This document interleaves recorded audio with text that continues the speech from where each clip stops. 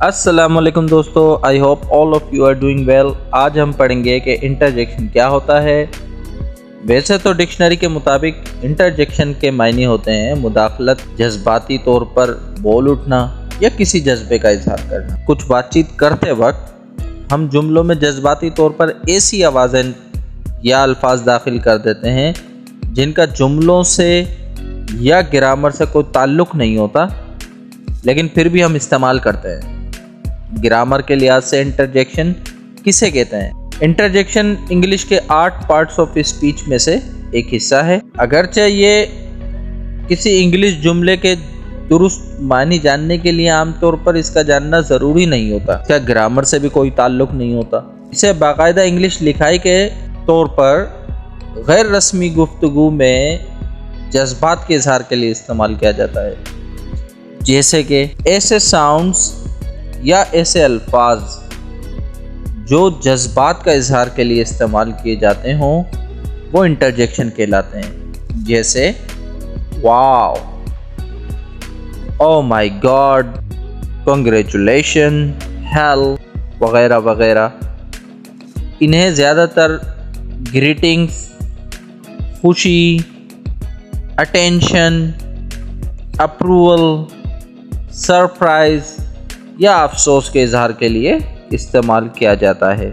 चलिए अब इनके सेंटेंसेस हम कुछ बनाकर देखते हैं। यहाँ पर जो आपको ब्लू वर्ड्स नज़र आ रहे हैं ये इंटरजेक्शन वर्ड्स हैं। इनको ब्लू कलर से हाईलाइट कर दिया गया है ताकि आप लोगों को और आसानी के साथ समझ आ सके। Wow, what a great achievement, wow कितनी बड़ी कामयाबी है। ओह दैट्स इनक्रेडिबल, ओ ये नाकाबिले यकीन है। और डोंट बी लाइक दैट, ओ उस जैसा मत बनो या उस जैसा ना बनो। ओ माई गॉड वी हैव वॉन, ओ मेरे खुदा हम जीत गए। ठीक है, ज़्यादातर ये इंटरजेक्शन जो होते हैं ये साउंड्स पर मुश्तमिल होते हैं जो किसी भी किस्म के जज्बात के इज़हार के लिए इस्तेमाल होते हैं। इनके कोई प्रॉपर मीनिंग नहीं होती, प्रॉपर कोई मायने नहीं होते क्योंकि ये वर्ड्स नहीं होते। इनको आम अंदाज में बोला भी नहीं जाता, इन्हें अपने मखसूस जज्बाती अंदाज में बोला जाता है, जैसे ओ माई गॉड, व्हाट, आउच, वाओ। कुछ इंग्लिश अल्फाज भी इंटरजेक्शन के तौर पर बोले जाते हैं, जैसा आपके सामने मौजूद मिसालों में इस्तेमाल किए गए हैं। इन अल्फाज को जब इंटरजेक्शन के तौर पर बोला जाता है तो जज्बाती अंदाज में बोला जाता है। टाइप्स ऑफ इंटरजेक्शंस, बुनियादी तौर पर तो इंटरजेक्शन की ये 2 किस्में हैं, primary interjection, secondary interjection. Primary interjection क्या होता है?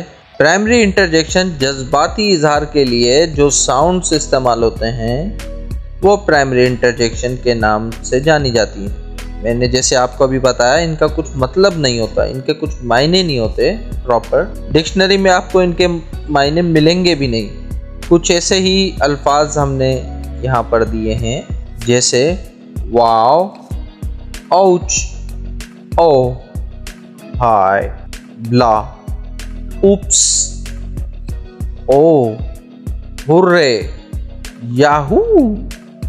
अब इनके सेंटेंस हमने कुछ यहाँ पे बनाए हैं आपके लिए, ताकि आपको आसानी से समझ आ जाए। यहाँ पर जो ऑरेंज वर्ड्स आपको नज़र आ रहे होंगे ये हाईलाइट मैंने कर दिए हैं आपके आसानी के लिए। ये ऑरेंज वर्ड्स प्राइमरी इंटरजेक्शन है। Wow, what a scene, wow क्या मंजर है। Yahoo, I got my money back, yahoo मुझे मेरे पैसे वापस मिल गए। सेकेंडरी इंटरजेक्शन क्या होता है? सेकेंडरी इंटरजेक्शन जज्बाती इजहार के लिए जो वर्ड्स इस्तेमाल होते हैं उन्हें सेकेंडरी इंटरजेक्शन कहते हैं। आपको डिक्शनरी में इनके मायने मिल जाएंगे। आम तौर पर ये नाउन या एडजेक्टिव और दूसरे पार्ट्स ऑफ स्पीच होते हैं। कुछ ऐसे ही वर्ड्स यहाँ पर दिए हुए हैं, जैसे oh my god, congratulation, brilliant, well done, wonderful, indeed, oh my goodness, cheers, bravo, great। अब इनके सेंटेंस में हम इनको किस तरह यूज करते हैं वो देख लेते हैं। Great, we have progressed to the next stage। जबरदस्त, हमने अगले मरहले में तरक्की कर चुके हैं। What, are you insane? क्या तुम पागल हो?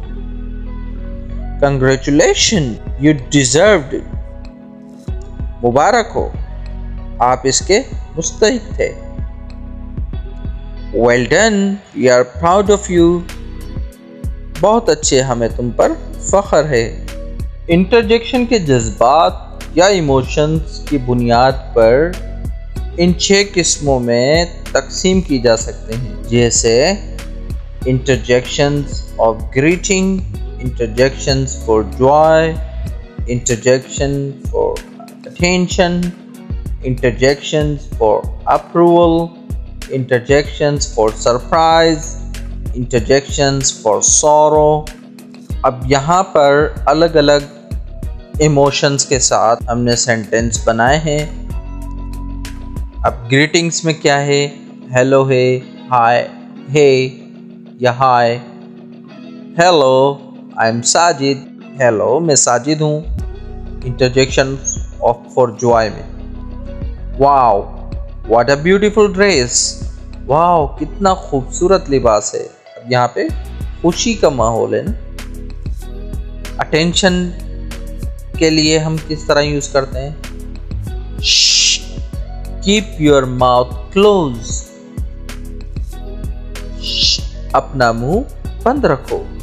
यहाँ पर क्या अटेंशन पाना चाह रहे हैं ना। अप्रूवल के लिए well done, you have performed very well, बहुत अच्छे, आपने बहुत अच्छी तरह किया है। सरप्राइज के लिए, या आप सरप्राइज हो गए हो कोई बात सुनकर। Oh you both know each other, oh तुम दोनों एक दूसरे को जानते हो। व्हाट, आर यू श्योर, क्या तुम्हें यकीन है? अब अफसोस के लिए किस तरह हम अफसोस वाले इमोशंस के साथ किस तरह कर सकते? Oops, apologize, it was entirely my fault। ओफ, माजरत, ये सरासर मेरी गलती। अब है इंटरजेक्शंस के इस्तेमाल के असूल। इंटरजेक्शन ज़्यादातर सेंटेंसेस के शुरू में आते हैं, ये तो आपने देख ही लिया है हमारी एग्जाम्पल्स में, लेकिन ये सेंटेंस के आखिर में भी आ सकते। ये इंटरजेक्शंस किसी लफ्ज़ या अल्फाज के मुख्तसर ग्रुप, जिन्हें फेराज भी कहा जाता है, उन पर भी मुश्तमिल हो सकते हैं। इनके लिखने के फौरी बाद एक्सक्लेमेशन मार्क लगाई जाती है।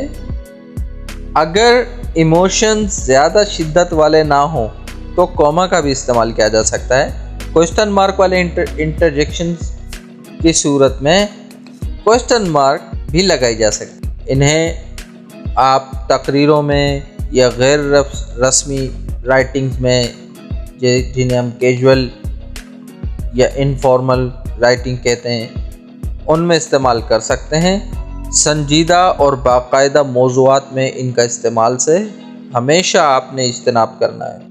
अब है इंटरजेक्शन के साथ पंक्चुएशन का इस्तेमाल। पंक्चुएशन किसको कहते हैं? जिस तरह हम ये कॉमा लगाते हैं, क्वेश्चन मार्क लगाते हैं, एक्सक्लेमेशन मार्क लगाते हैं, इसको पंक्चुएशन कहते हैं। ज़्यादातर और आमतौर पर इंटरजेक्शन के फौरी बाद एक्सक्लेमेशन मार्क लगती है, ठीक है, जिस तरह मैंने आपको इस एग्जाम्पल में दिखाया है। ओह my God, it is unbelievable, ओह मेरे खुदा ये नाकाबिले यकीन है। कम शिद्दत वाले इंटरजेक्शंस के साथ कॉमा लगाया जाता है। अब उसकी मिसाल ये है, well comma what is done is done, ठीक है जो हो गया सो हो गया। क्वेश्चन मार्क वाले इंटरजेक्शन के साथ क्वेश्चन मार्क लगाया जाता है। Oh really, question mark I never thought about it. Oh वाकई, मैंने इस बारे में कभी नहीं सोचा।